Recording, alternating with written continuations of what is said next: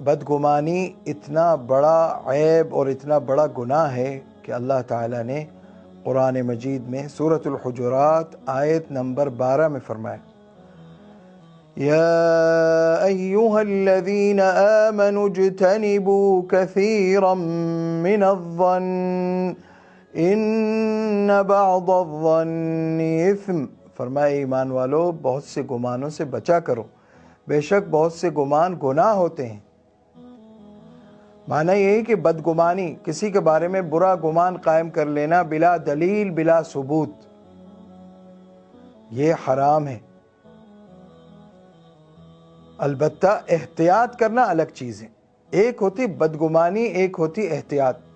احتیاط تو جائز ہے، بلکہ بعض صورتوں میں اس کا حکم ہے، لیکن بدگمانی جائز نہیں۔ جیسے میں اس کی مثال دیتا ہوں کہ جیسے اپنے چھوٹے بچوں کو کوئی شخص ڈرائیور کے ساتھ یا خادم کے ساتھ لوگ اپنے بچوں کو چھوڑ دیتے ہیں، احتیاط نہیں کرتے، جبکہ کیسے کیسے واقعات سننے میں آ رہے ہیں۔ ٹیچر کے ساتھ اکیلا بچہ بیٹھا ہوا ہے، تو یہ احتیاط کے خلاف ہے۔ تو احتیاط اور بدگمانی دونوں میں بڑا فرق ہے۔ بدگمانی نہ کرو لیکن احتیاط کرو۔ جیسے کسی سے قرض، آپ نے کسی کو قرض دیا تو اس کو لکھوایا جاتا ہے، کیوں لکھوایا جاتا ہے؟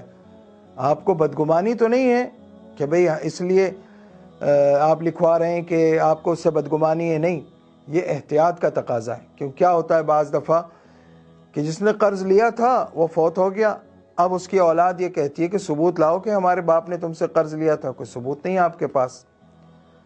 یا اس کا الٹ ہوتا ہے، قرض دینے والا فوت ہو گیا اور اس کی اولاد جو ہے اس کا میراث میں یہ قرض جو ہے وہ میراث کا حصہ بن گیا، وہ اپنا مطالبہ کیسے کریں گے جب ثبوت نہیں ہوگا کوئی؟